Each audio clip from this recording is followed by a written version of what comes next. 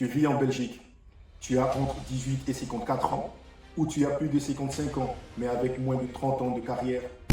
Alors, attention, cette réforme du chômage te concerne directement. Dans cette vidéo, je te détaille les 8 conséquences de la réforme du chômage qui pourraient directement t'impacter. Salut à tous, je m'appelle Yann Sey, je suis juriste de métier. Bienvenue sur Belgique Décryptée, la chaîne où je décode pour vous l'histoire et les réformes qui façonnent la Belgique. Sans plus tarder, rentrons dans le vif du sujet. D'abord, il faut comprendre le pourquoi du comment.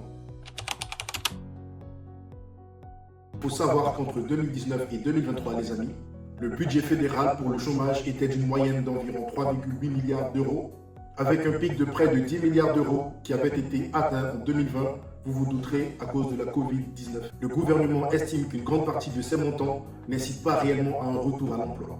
Dans le même temps, le gouvernement cherche à faire des économies afin de pouvoir combler son déficit budgétaire, mais il cherche aussi à réformer son marché de l'emploi suite à des pressions de l'Union européenne. Que faire donc? L'une des nombreuses idées du gouvernement est de réformer le système du chômage. Malgré de nombreuses critiques et débats houleux que cela a suscité dans la sphère médiatique, le projet de loi programme concernant la réforme de la réglementation du chômage a bien été adopté par la Chambre fédérale belge en date du 18 juillet 2025. Cette loi a été publiée au Moniteur belge en date du 29 juillet 2025. Quant à son entrée en vigueur, la date est prévue pour le 1er mars 2025. Maintenant que le cadre il est posé, voyons ce que cette réforme change concrètement. Je te présente sans plus tarder les 8 conséquences de cette réforme. La première conséquence, c'est la limitation des allocations du chômage dans le temps. Avant la réforme, certains demandeurs d'emploi pouvaient bénéficier des allocations de chômage de manière illimitée pendant plusieurs années. Désormais, il ne suffit plus d'être inscrit comme demandeur d'emploi pour pouvoir avoir la possibilité de bénéficier des allocations de chômage de manière indéfinie. Les allocations de chômage sont désormais limitées à une durée de 24 mois maximum, durée qui varie selon l'âge, la durée de la carrière, mais aussi la période d'inactivité. À titre illustratif, il est prévu que les personnes ayant moins de 5 ans de carrière pourraient prétendre à des allocations de chômage durant une durée maximale de 12 mois, plus un mois supplémentaire par 4 mois travaillés. Prenons donc le cas d'une personne qui a 3 ans de carrière et cette personne a commencé à percevoir des allocations de chômage depuis 2024. Conséquence, avec cette nouvelle réforme, cette personne ne pourrait plus bénéficier d'allocations de chômage à compter du 30 juin 2027. Pour le gouvernement, l'objectif il est clair. Inciter les personnes à un retour rapide sur le marché de l'emploi. Mais pour les syndicats et certains partis de la gauche, cette limitation représente une perte de sécurité et un risque accru de précarité. La seconde conséquence, c'est la réduction de la durée des allocations d'insertion. Ces allocations concernent les jeunes de moins de 25 ans qui terminent leurs études et cherchent à entrer sur le marché du travail. Avant la réforme, ces jeunes pouvaient bénéficier de ces allocations d'insertion pendant une durée de 3 ans. Avec la nouvelle réforme, la durée de ces allocations d'insertion sera limitée à un maximum d'une année. En résumé, on a désormais une aide à l'insertion qui devient un dispositif express, laissant certains jeunes face à un choix difficile. Précarité ou plutôt emploi précaire. Troisième conséquence, un contrôle plus renforcé des demandeurs d'emploi et des sanctions plus strictes. La réforme prévoit une surveillance renforcée des efforts de recherche d'emploi et une accélération des sanctions en cas de manquement. Concrètement, les entretiens de suivi seront beaucoup plus fréquents, les preuves de recherche d'emploi devront être plus nombreuses et mieux documentées, et les contrôles pourront être déclenchés dès les premiers mois d'inactivité. En cas d'absence injustifiée, de démarches jugées insuffisantes ou même d'un retard dans la remise de documents, les sanctions tomberont beaucoup plus vite. Suppression, réduction, voire suspension temporaire des allocations de chômage. La quatrième conséquence est la résultante des 3 premières. Il s'agit de l'exclusion massive de centaines de milliers de Belges du système du chômage.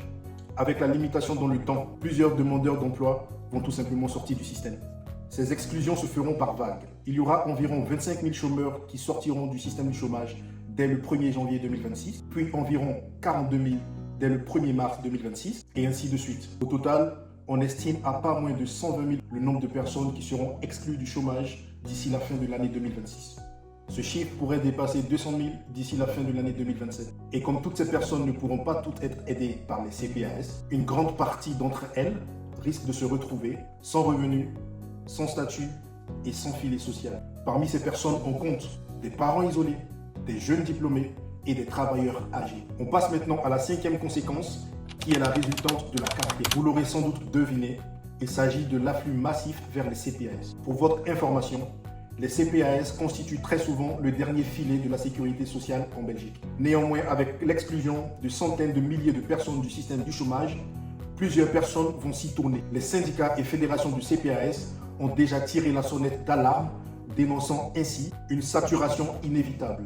D'ailleurs, le 24 avril 2024, plusieurs CPAS se sont mis en grève sur l'étendue du territoire national. À la suite de cela, le gouvernement a promis une enveloppe de pas moins de 234 millions d'euros à titre de compensation. Enveloppe qui a été ensuite revue à la hausse pour atteindre un montant de 300 millions d'euros seulement pour l'année 2026. Mais les CPAS jugent ce montant comme insuffisant. Si certains parlent d'une bombe sociale, d'autres bourgmestres parlent de l'effondrement des communes. Cette réforme déplace le problème du chômage vers un autre système déjà à bout de souffle. 6e conséquence, moins de liberté dans le choix des emplois. En effet, avant la réforme, il était possible pour un demandeur d'emploi de refuser plusieurs offres d'emploi si elles ne correspondaient pas à son expérience, à ses compétences ou à son niveau de rémunération. Avec la réforme, cette marge de manœuvre sera fortement réduite tant l'ONEM et les services régionaux de l'emploi pourront désormais considérer une offre comme convenable, même si elle s'éloigne du métier initial du demandeur. 7e conséquence est l'une des plus sensibles, la baisse du pouvoir d'achat. Pourquoi l'une des plus sensibles? Car elle touche directement le quotidien de nombreuses familles belges. Dans un contexte d'inflation et de hausse du coût de la vie, cela aura un impact direct sur la capacité des ménages à pouvoir couvrir leurs besoins primaires, à savoir se loger, se nourrir, se soigner et j'en passe. La réforme du chômage ne change pas seulement les règles, elle modifie aussi la réalité économique de beaucoup de Belges, réduisant leur pouvoir d'achat et fragilisant leur quotidien. 8e et dernière conséquence, le renforcement des inégalités régionales. En effet, les inégalités régionales risquent de s'accentuer. Il faut savoir qu'en 2025, le taux de chômage est de 12,1% en Wallonie, de 11,9% à Bruxelles, contre 3,8% en Flandre. Avec cette nouvelle réforme, ces écarts risquent de se creuser davantage. La Flandre dispose d'un marché de travail plus dynamique que des régions comme la Wallonie et Bruxelles. Cela signifie que l'impact de la réforme ne sera pas uniforme sur l'étendue du territoire national. Certaines régions, à l'instar de la Flandre, sortiront davantage renforcées, tandis que des régions comme Bruxelles et la Wallonie risquent de voir leurs difficultés s'aggraver. Cette réforme pourrait également poser un problème d'ordre constitutionnel, vu qu'il est inscrit dans la Constitution que les Belges sont égaux devant la loi. Une chose est sûre, c'est que les effets de cette réforme se feront ressentir en 2026 et elle n'a pas fini de faire couler beaucoup d'encre. Et vous, qu'en pensez-vous? Est-ce une réforme nécessaire ou plutôt un risque pour la cohésion sociale? Dites-moi tout dans les commentaires et si vous avez appris quelque chose d'important aujourd'hui, n'hésitez pas à vous abonner pour ne rien rater de l'actualité sur la chaîne. Merci d'avoir regardé la vidéo et à très bientôt pour des analyses éclairées sur votre chaîne.